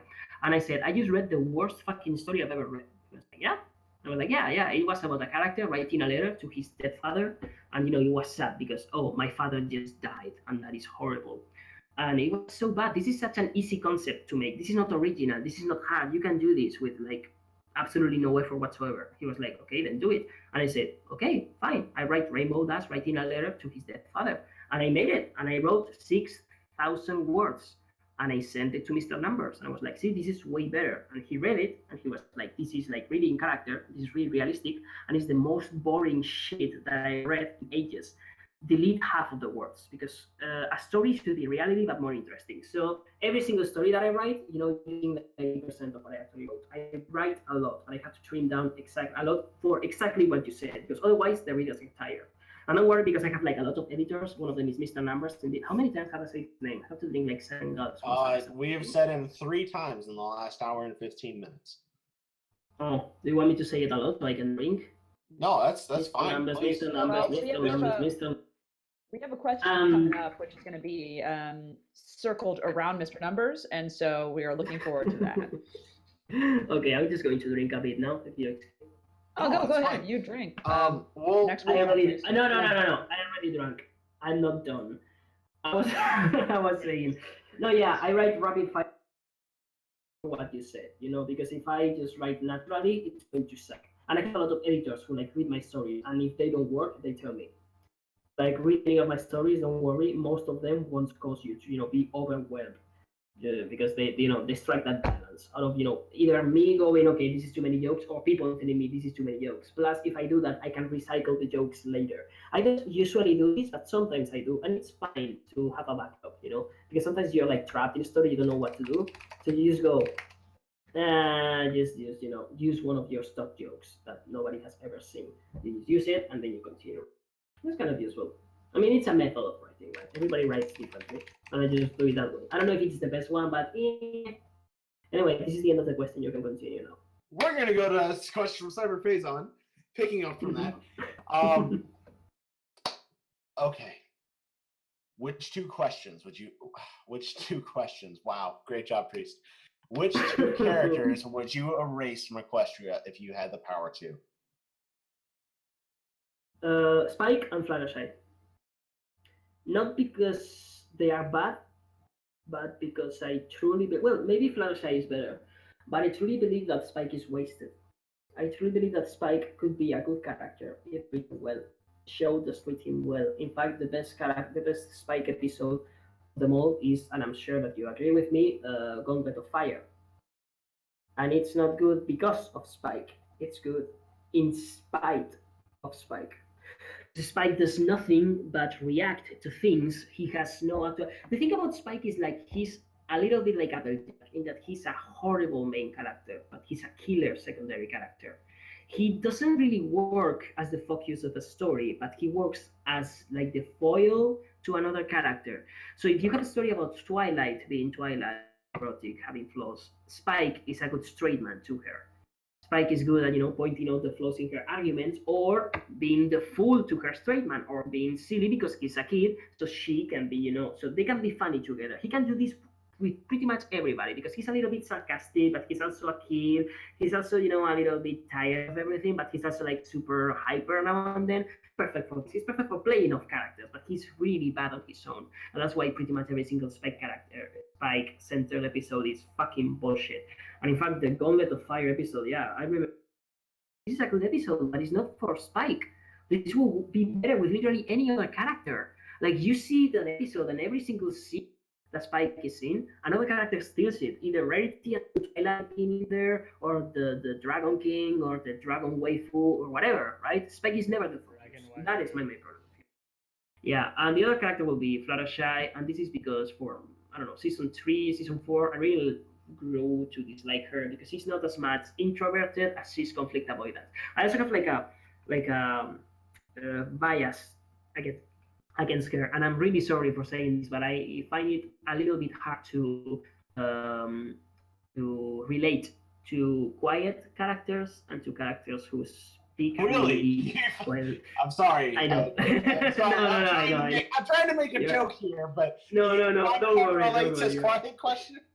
It just yeah, I was saying I find it hard, a little bit hard to relate to her. I know that some people is like that, and I love that some people relate to Flowers, and it's like, yeah, they need characters like them. It's just that she doesn't work for me for personal reasons. So if I could take a character from the show, it would be her, because I am an introvert myself, right? And a lot of people don't believe me when I say this. A lot of people are like, the fuck, you're an introvert, you haven't shut up in 2 hours, right? I'm like, no, you can be an introvert and be outspoken. That I am like an example of this. Introverted means that people tire you, right? That you can be with people for 4 hours, but then you need to be alone and quiet and then listen to music, read a book, refill your energy. Extroverted people, like say my mother, I have like one of my immediate relatives is like an extrovert, so I know how this works. They get energy from being around people. Being alone tires them, right? But the thing is, being introverted doesn't mean that you have to be shy. The problem is that Fluttershy, I think, caters to a particular stereotype that I dislike, in that she's introverted and shy, and they kind of, mix the two. Sometimes she's only shy, sometimes she's only introverted, sometimes she's both, sometimes she's neither. I dislike that. It's like, what is Fluttershy? You can just, brush everything and then the shy rag and then call it a day. Does she like being around people? If yes, then write her that way. If no, write her that way. But don't try to do both. Don't try to do, oh no, she's just not really outspoken. She finds it hard to talk because she thinks that everyone is looking at her, but she doesn't mind people. Or oh no, she doesn't talk because she is an introvert. I just find that kind of destructive. It breaks my immersion. I don't see a character. I don't see an actual person. I see something that is written by somebody who sees it that way. That is the worst thing that can happen in the story. The worst thing is that you can see like the strings in the puppet. The moment you can see the strings in the puppet, you need to rewrite because you're. Hello? He cut out. Did he cut out? He cut out. Oh my god. Oh my No god! silence. It was so familiar. What happened? And he's I'm actually worried now. Yeah, I'm Aragón, are you okay? oh my gosh, I think he's glitched out. I think his oh my gosh. Well, who murdered him? Which one of you guys killed Yeah, him? It wasn't me. Not It I. was Mr. Number. It was Professor Plum in the drawing room with the candlestick. Good God, I think we've all snapped. Okay, I will say, Aragón, if you can hear us, Please shut disconnect the down and computer. restart the computer, restart Discord, see if that helps. Other than that, it's honestly for me, Aragón is frozen. I don't know if that's the same for you guys. I'm worried. What's this Can new No, we- can you sound? hear us? Can we just take like a moment to appreciate the silence? Does somebody want to say Guys, I don't know how to handle the silence anymore. It's been so long. Hello, Okay. darkness, my old friend. Oh God. I've come No, but we to need to talk figure out where he's at. you Yeah, again. we do. You guys pinging him? You guys pinging him on Discord? No, I didn't ping him at all. Somebody please. I'm doing it right now. Okay. I'm gonna say because as much as I like the silence, because I'm a quiet person, we kind of I'm need the just guest to do the realizing thing. something. I'm realizing something horrifying. I wonder how long he talked without realizing none of us could hear us. He's still going on right now. Oh, no, he's gone. No, he's gone. He's gone. He's gone. He backed out. I messaged him and he backed out like instantly, so I don't know what that's going to mean. Hey guys, it wouldn't be the Good HIE podcast without technical difficulties, so how are you guys doing? Also, I think now is a great time to say a certain name because we have a drinking word. And And my internet went down, and welcome I back. didn't realize until around 45 seconds in because I was just still talking. And then I paused, and then I made a joke about how, hey guys, you're not really talking for like, you're not really talking now, even though you should. And then I realized that I was not connected. Sorry, my Wi-Fi went down. Sorry, that was kind of embarrassing. What was I talking about? I was talking about. Oh, I don't actually remember. We don't know. I do. I was talking about the strings of the puppet. When somebody comments on your story and they are like, Celestia is doing this wrong or Luna is doing this wrong, they are not criticizing your story. They are actually doing the opposite. They are flattering you. It's just hard to see it, but they are actually thinking as if the characters were real. You never broke immersion. They are reacting to the story as you want them to react. In fact, it's like the reader's mistake by, forgetting that there's an author behind the words. But that is the best thing that can happen to you. When you don't think, oh my God, J.K. Rowling really dropped the ball. When you think, oh my God, Harry Potter really dropped the ball, as in the character. That is the best thing that can happen to you. What was the question? The question was, what two characters did you erase from Equestria? Oh, right. And you said Spike because he's not utilized well enough on a podcast that hates Spike. Yeah, And you said Fluttershy because you don't like Fluttershy in a group with someone called Flutter Priest. So I think that summarized it pretty well. Oh, right. Your name is Flutter Priest, isn't it? I never really thought about that. So, as I was saying, shy people are great. Fluttershy is an amazing character, and I certainly do not hate you. No, it's fine. It's great. I prefer Cadence anyway. You called her Pink, and that's great. Oh, fucking yeah, she's Pink. You know it. I actually hate to be so shallow. Like, why do you love this character so much? Oh, I like her color. It's like, whoa, a 5-year-old would have to say that. And it's like, cool to hear that. That at least I have the intellect of a 5-year-old. Anyway, we can go to the next question. How long have we been doing this, by the way? We are an hour and 20 minutes deep. We have 40 minutes left. So no, dude, we have a lot of time. Maybe you can even talk at the end of this, and you can actually enjoy this quite a so far. You think? Not really. I'm going to speak for the remaining 40 minutes. Sorry, I'm so sorry that you have to go through no, this. you're good. You know, I get making jokes. You know, I am going to have fun. You, however, are oh fuck, I forgot to send the podcast to a friend, and now he's like, so when are you going to link it to me? This will be on YouTube. I'm going to ignore him. If it helps, Aragon, this will be on YouTube afterwards, and so you can send it to all of your friends if you'd like. I will do that. Well, I'm not chatting. He's asking me how is the podcast, and I say pretty swell. I'm not chatting up. They hate me. I'm having the time of my life. He's doing this on I'm purpose. reading this out loud. People are listening. Say hi. Aragon, did numbers put you up to this? I feel like he did. Not really. This is a completely different person. This is Q. He's cool. He's a guy who he's a cool guy. Que with Capalazo or something in FilmFlick. He's not really famous in here. He is famous on YouTube though. Anyway, so yeah, 40 minutes left. I'm pretty sure that we have. Yeah. Let's go to a question from Professor Plum. Oh, Professor Plum. Professor Plum's cool. We've had him on the podcast. He recommended that you join us. Tell us how Mr. Numbers really makes you feel. Oh man, you know that he makes me feel hot and bothered, as the Australians say. I think that means attracted to, but I'm not really sure. One of the answers that I say all the time, the only reason why Mr. Numbers and I aren't dating is his outstanding heterosexuality. Because we're pretty much the same person in two bodies. We are eerily similar. And I'm not talking about this kind of tick. Well, of course, I'm talking about this ticky. Every single person thinks that they are like super crazy with his friends. Of course, everybody thinks this. This is basic sociology. But it is true that I'm in the same wavelength as Mr. Numbers, constantly. To the point where we make the exact same jokes, we come to the exact same conclusions about things, and sometimes, we try to.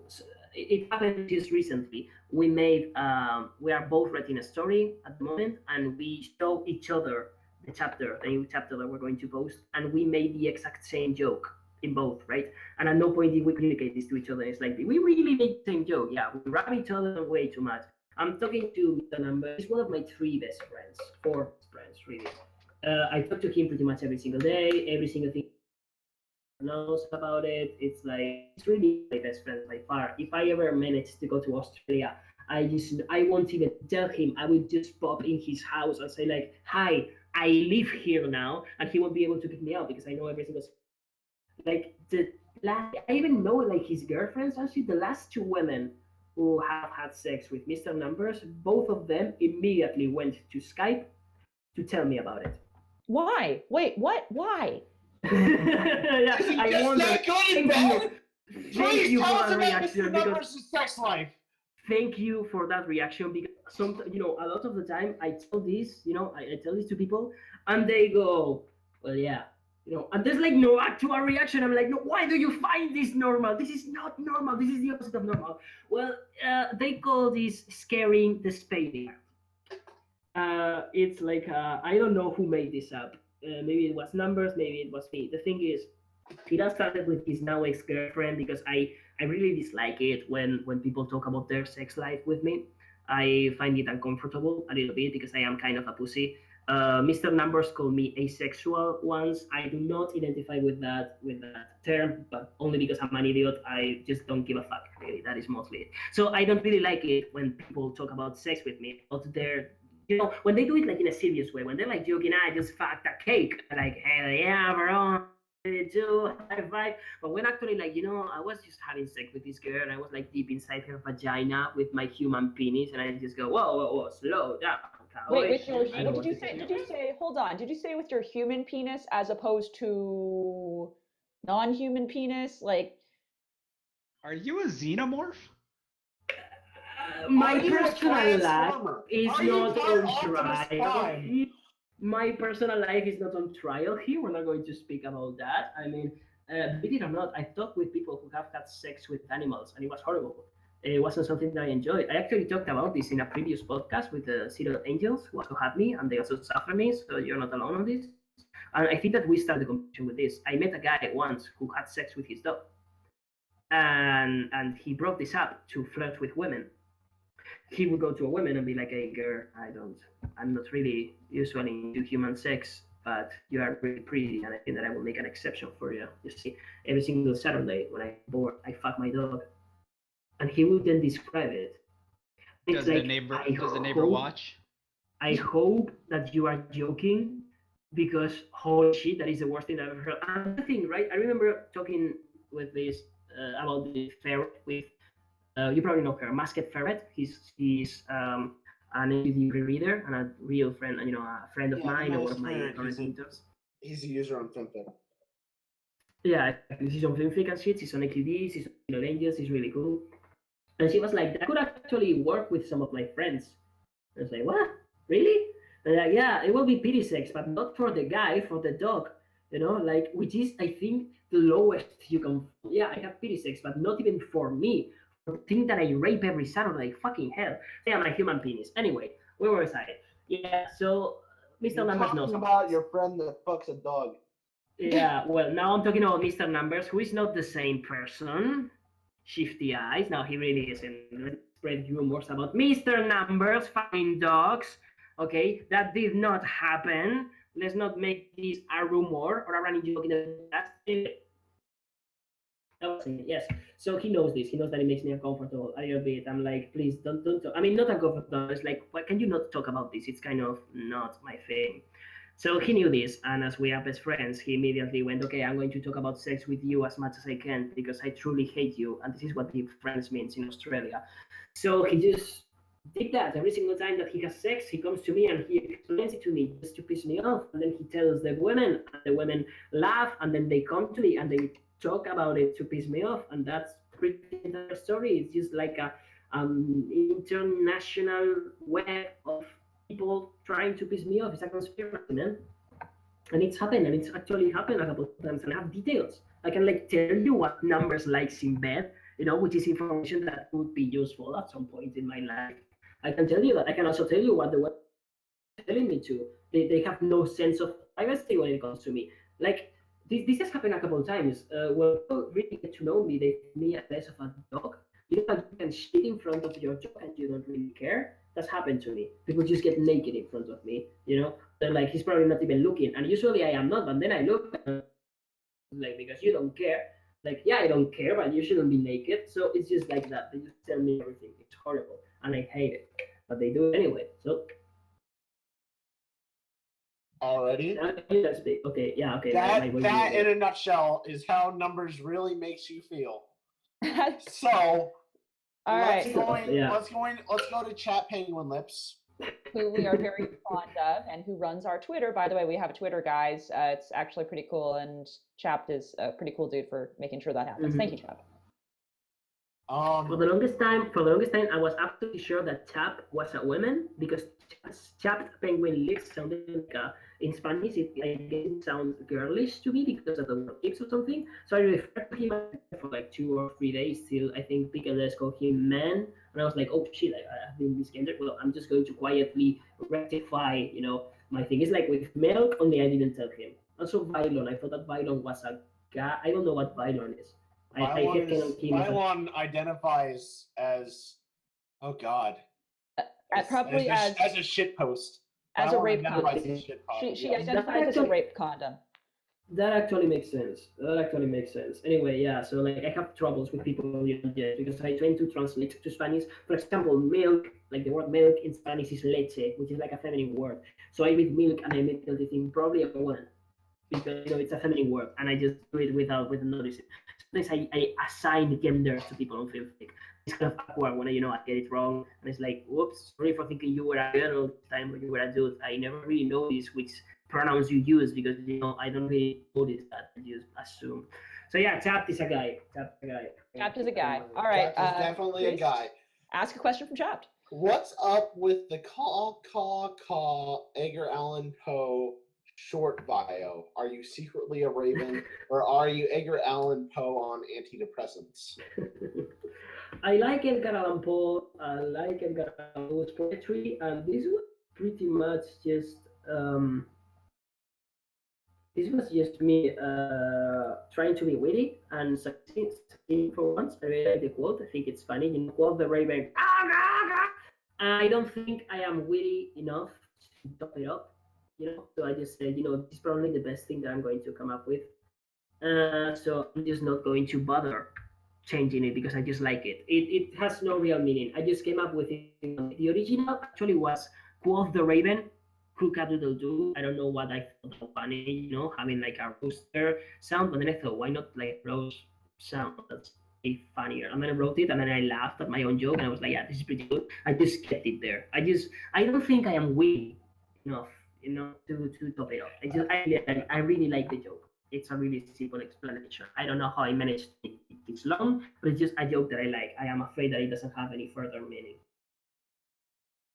Alrighty. And now I shut up. Yeah, I was going to keep talking, but then I closed my mouth because I was, you know, taking a breath to keep, and I was like, nope. And then relaxed. All right. Now we have a question from Cyber Snuggles. It's a good question. Coober Snuggles. They realize it's a bit of a generic question, but what is your advice for new writers? I have advice for new writers. It's always something that I say a lot. I mean, you can always from the usual people. You know, you ask anybody, give me advice. I'm going to read a lot, which is really, really good advice. You should read a lot if you're going to write.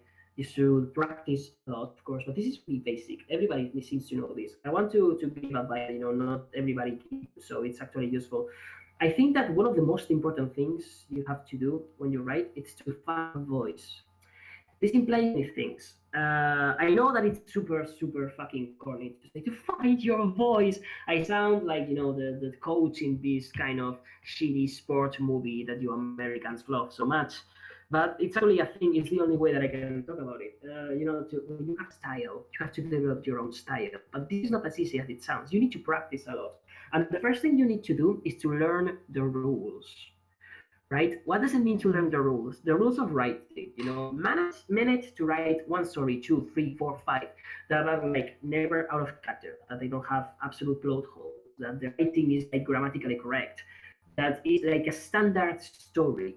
Try to make them good, of course, try to be original, write standard stories. Please try to write something that you could pick in a book and just see it. Don't try to accuse any kind of, you know, weird thing that do with it's my style. It's style yet. You don't have one yet. Okay, I'm sorry to say this. You have to practice a lot. Write normally, and then once that you feel that you master the rules, what that you think? Okay, so this is not going to get better. Learn which rule do you want to break. Now, this is something that you will naturally as you are writing. As I said, I like rapid fire dialogue. I soon realized that I tended to write literally. I like beats in my stories, characters speaking, and then reaction, and the reaction is just silence, right? Like, oh yeah, so I was backing apples the other day, and then I don't know, I killed apples, and there's like silence, and then when Moses is like, what? Right? That is not a real joke. That's something. Just give just that as an example. Somebody says something shocking. That is like 75% of jokes out there. Something that shocks you, and another character reacts to it. This is the basic full straight man duetto, right? For this, you need a reaction. I realized that I relied on the reactions a lot, and I would always struggle with the beat. You know, when in a comic you have like one panel that has like no dialogue whatsoever, and it's just the characters looking at each other. Sometimes in the same pose than before. There's a beat panel. There's a void panel that has no new information, but it's still there. I wanted to do that in text form, and I realized that the easiest way to do it was to just write the word silence. So like Applejack say this, silence, and then the reaction, right? Or a beat, or in one story even dramatic pause, right? This is a rule that I broke. This is not how you usually do it. But you know, I knew how to write. And once that you've mastered the rules, you can start talking about your style. Because when you have a style, quote unquote, before learning rules, you're not actually having a style, you're committing mistakes. Maybe you want to fool yourself into thinking, no, this is my thing. But I remember one of the biggest things that young writers do, and I'm really sorry for saying this because, being a young writer and starting is one of the hardest things and the best things that you will ever do. Writing is amazing, keep doing it. Don't let your dreams be dreams and all that. But have you ever seen somebody who's like committing a mistake and you're editing for them? And you're like, you can't actually do this. This is wrong. This is not how you use dialogue tags. And they say, no, this is just my style, right? It's not a mistake. I just write this way. And you just go, no, you made a mistake. It's not the same. You can use a full stop in here that needs to be a comma. And they go, no, it's my style. That is a mistake. Yes, I completely agree with you. You're spot on. You are. Exactly. That's a mistake. That is not a style. And I get why you're trying to make a style, because first you need to master the rules. You need to prove yourself and the work that you can write in an orthodox way. And then once that you have done that, you will understand the rules. It's not just memorizing, it's just knowing why the rules are there. Why do we say show, don't tell? Because usually showing better than telling. But I always think that is half of the battle. Actually knowing how to write is knowing when to show and when to tell. I tell a lot. I'm sorry for using myself as an example so much. I just like to suck my own dick now and then. But I am the only writer that I truly know because I am myself. So I'm just going to keep using myself as an example. Pause. Yes? Did you just? I'm trying to make sure I just caught what you just said. Did you say that you suck your own dick now and then? Are you able? Are you capable?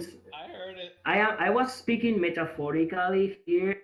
Okay. Not myself, but also Okay. I am really flexible and really comfortable with my own body. Yes. Anyway, continuing with this topic. Yes. Go, please. Yes. So introducing myself I am aware that this makes me sound a little bit egotistical, and I apologize for this. But if it's of any consolation, smarter people than me have heard me talk about this, and they have backed it. You think that you're talking with Mr. Numbers or somebody with actual talent instead of me. You need to master the rules. You need to, show and tell. Yeah, show and tell. Always showing, never telling is only half the battle, because you can never really do that. You need to learn when to tell. My stories are super telling. I literally have one story, and I'm going to give you the title. Is that curious? It's called "Flip a Coin," and she smiles. Give me a second. Milk is saying something. Okay, I'm going to read it because Milk doesn't appear in the podcast. I'm just going to close this because don't get distracted. I have one story that is literally just telling. There's no showing that story. It's literally me, Aragón, telling you a story. And I could only write that because I already mastered the rules. Not master, but I understand why the rules are there. So I want, if you point a mistake and you tell me that is a mistake, I won't tell you this is my style. I would say, yeah, that was a mistake, because I understand you think it's a mistake. And if the story itself doesn't make it clear just by existing that is not a mistake, then it is a mistake. Because what the readers will think will not be, oh, look at the style of this guy. He will think this guy just made a mistake, and that is a bad thing. Showing and telling. I tell a lot because I learn when to tell and when to show. How did I learn that? By fucking up all the time, by writing a lot, and by eventually learning why do we say show, don't tell. The thing about show, don't, well, I'm not going to go show and tell. That is a completely different thing. Although that is also advice. Be careful with that. A lot of people tell you that never tell anything. I think that telling can be really, really good, especially, and I'm only going to say this once, and this is the only advice I'm going to give you. When it comes to showing and telling, you can tell something directly to the reader, and it will give the impression of what you're telling is like super obvious. So if you write Celestia and Shining Armor talking, and you're writing from the perspective of Celestia, and she says, "Come in, Shining Armor," and then Shining Armor comes in, and then Celestia says, "He was terrified." You're telling, but if you do it right, this won't feel off, won't feel like telling. People won't notice that you just fucking told them that Shining Armor is terrified, And if you go technical, and if you don't read anything in context, just line by line, you will go, well, actually, you should say, you describe Shining Armor's body and body language and everything, and yada yada yada, because that is how you actually show that something is terrified. So the reader doesn't think, oh, he wants me to think, Grammar is terrified, then we will think, oh, Grammar is terrified. But if you have Celestian just outright say without context, he's terrified right now, and then continue the conversation. The idea the reader is getting, if you do it right, again, this is like about trying it again and again and again, whatever, read the rule, so master them first. The reader will think it's super obvious that Grammar is terrified, because you're not reading the author telling you that Grammar is terrified. You're reading Celestia thinking he's terrified. And she doesn't have to think, by the way he's moving his ears and covering his face while crying and screaming, I am fucking terrified right now, I can deduce that he's terrified. This fucking goes, he's fucking terrified right now. And that's it. And that's all that you're going to say about the subject. And it's so much stronger that way, right? So telling can be extremely powerful as a tool, especially in dramas, right? In comedy, you almost never tell. You always have to show, but you have to show in a fun way. It's super hard sometimes. In drama, you sometimes have to tell, but you can't tell everything. You have to tell the important stuff. But it's not important for you, it's important for the characters. It's not the same. It's a really complicated issue. So I guess that is my main advice. Master the rules and learn how to break them. And once that you learn how to break them right, what it's actually a cycle. And one of the best things that can ever happen to you is people reading your story and going, oh my God, I just read 2 lines and I went, this was written by R.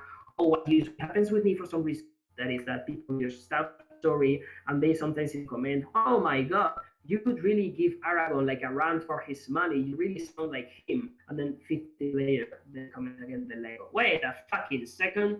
You're Aragón, aren't you? Well, no shit, you sound like him. Which means that I do have a voice, which is like pretty fun, pretty cool. How do I do this? By writing for 5 years and being a horrible writer for 5 years. I'm really sorry, but there's like no shit at all.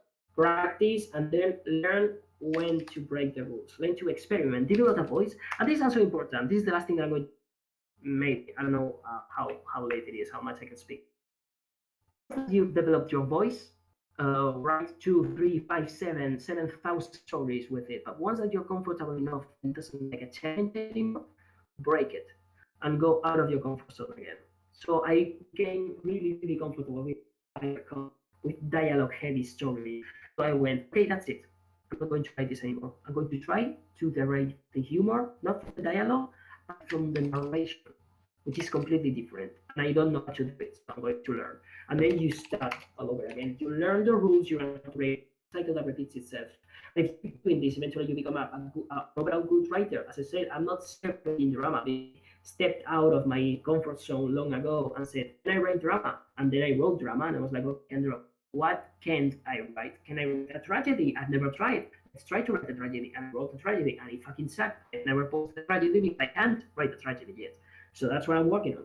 It's always like that. You always have to step out of the comfort zone. You have to force yourself. Never get too comfortable. If it feels easy to do something like just break this rule because it's more comfortable, don't break it. Just prove yourself that you don't have to break the rule.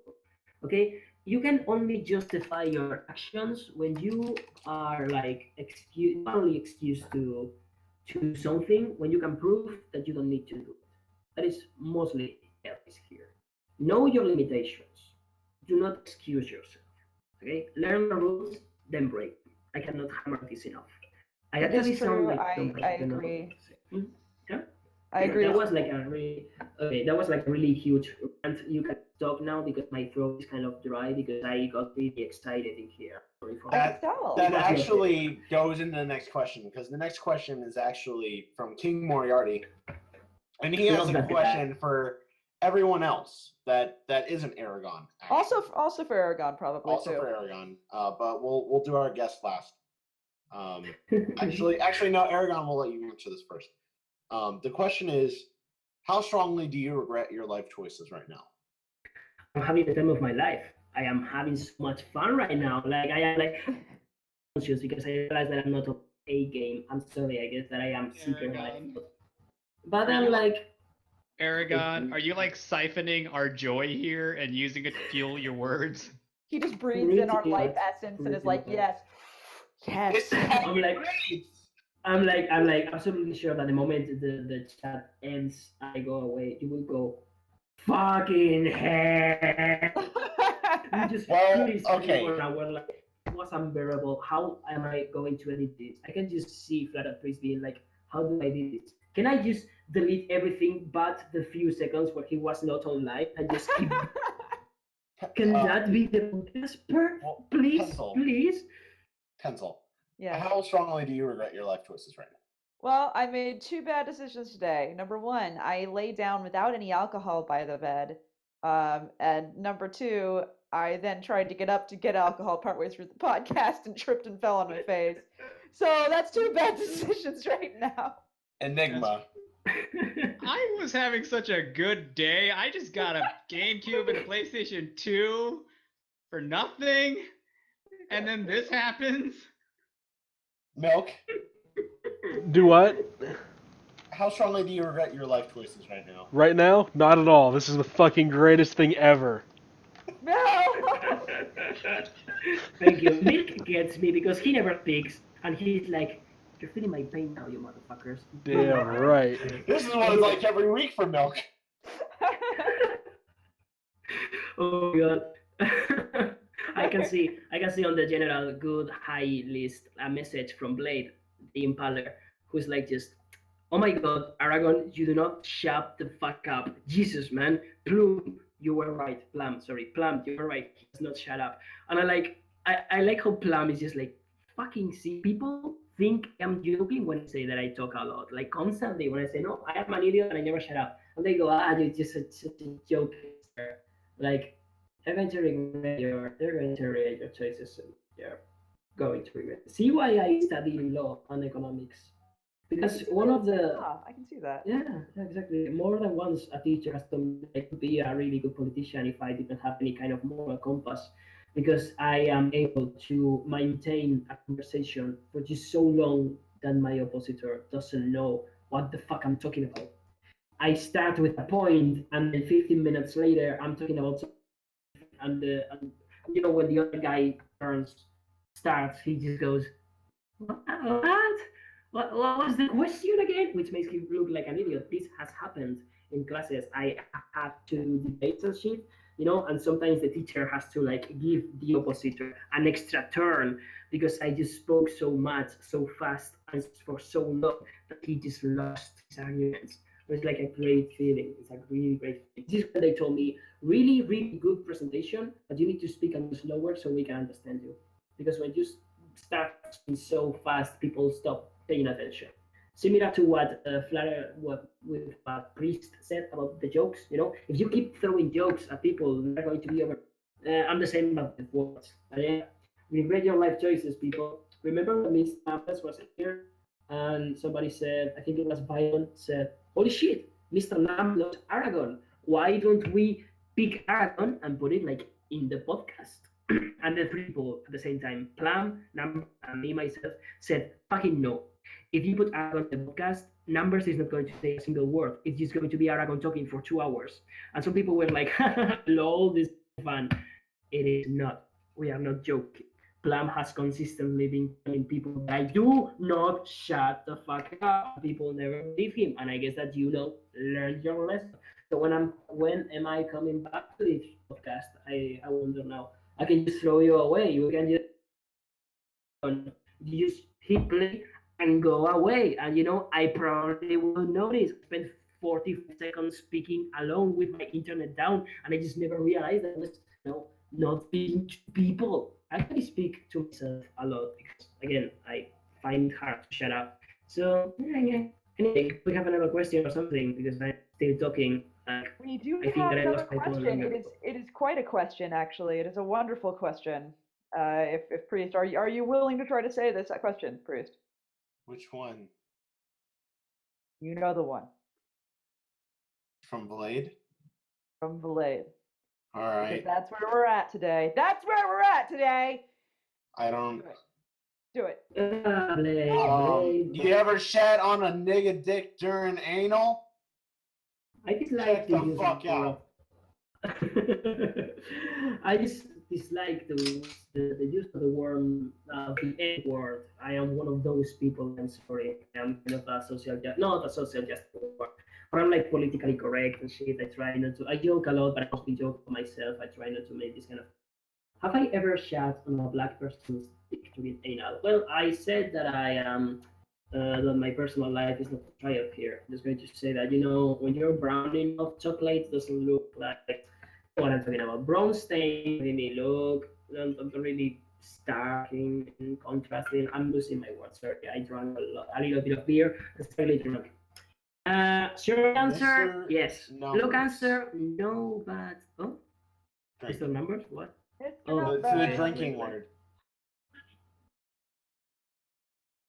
Yeah, I just finished my. Oh, oh my God, sorry. So I'm slightly drunk by now because I've been drinking now and then. Whenever you talk, I'm drinking. That's why I'm not talking. So I'm slightly drunk, not completely drunk though. I'm still, able to move and shit to recognize shape and basic colors. But yeah, I guess that long answer, yes. Short answer, no, but and there's like a really long but. Do you really want to hear a long but? Well, 5 seconds of chat. that That's I our- think covers it. I don't think we can top that question. That is the best question to end on. I'm actually really excited that was the question we got to. That was 2 hours. We have one Really? thing. Yeah, we have one thing we tend to do at the end of podcasts, and that's we sign off. And yeah, So, thank Wait, you can for I watching speak, the Good can I, HAE can I speak a little podcast. bit longer? Don't. No! No. This is going to be super soon. Okay, people, I promise to speak for a super long time from now on. I want all of you guys to go to the general chat on the Good Human in Equestria Discord server, and you see there's a message by Liz Eclair, 2:48 a.m. on my timeline. I don't know what yours in my time zone, and it says you talk less than on angels. And Professor Plum is like, yeah, he's talking less than on Zero Angels because I wasn't there to shut him up and it's too nice. I want you to acknowledge the fact that as bad as this has been, could have been way worse. On Zero Angels was apparently worse than this. I don't remember, but I apparently was worse. So Merry fucking Christmas, people! In here is Christmas Eve, and that was Aragon on the Good Human in Equestria list. I hope that you enjoyed it. These guys didn't. I sure as fuck did. I couldn't answer all of your questions. I'm really sorry. I guess that I didn't really answer any of your all of your questions, but whenever I took a question from yours, I spoke for like 15 minutes, so you would learn mileage from it. I will try to go through the podcast at one point later in the week and then timestamp every single question that I got and then blog about it. So people can just look for a question that they want to hear the answer to and just jump straight into that. Because this is 2 hours of me speaking. Not even my family want this to happen, right? Not even my family want me to speak for 2 hours. But you guys actually went there, never did insult me, at least to my face, which is more than I can say to more people. And you're actually really cool about this whole thing. So I'm sorry if I made you go through a bad time speaking a lot. Well, I should probably. honestly, our audience seemed to like it a lot, and a lot of people in the audience are having a great time with this. Everyone seems to be having a great time. We had some of the most viewers that we've ever had on a It's podcast true. this week. Really? Yes, Oh my I'm God. not shitting you. No, So- we're serious. That is like good. I have something to say. I have something to say. All right, Go Enigma. on, go on, Enigma. All right. I wanted you guys not to shit talk me for once, but not like this. Not like this. This is commonly known in Enigma. people. You made a wish and you thought, No, Whatever Enigma. happened? Enigma. Sweetie, Only Enigma. worse. Enigma, are you there? Yes. Enigma, I'm here. Merry Christmas. This is all you get, okay? This is all the presents that you're going to get, man. You made a wish and it's true. I'm sorry it was such torturous for you.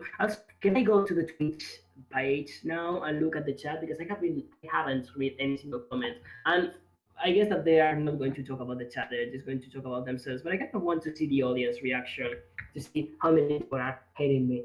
But at least Liz liked it, right? And if Liz liked it, then it was good. And it was all I can ask for. I really like Liz. I'm glad that she at least had a quote unquote good time. So that was it, guys. I'm not going to speak for way too longer after this because it's kind of late. It's almost 3 in the morning. I should go to sleep. I will not go to sleep in an hour or two because I only go to bed at 4 in the morning. I am a rebel. But I'm going to shut up. Priest so thank you very much. Priest is going to give us her sign off. Priest, go ahead. Thank you for watching the Good HA podcast. This has been a non-pencil. I'm going to go find some alcohol. Enigmatic Otaku. I should probably start drinking for the first time now. I think I'm going to drink another beer. Oh my god, my throat is... Priest, go! Milk! My name is Summer Priest, and I had a special guest, Aragón. Thank you very much. Good night!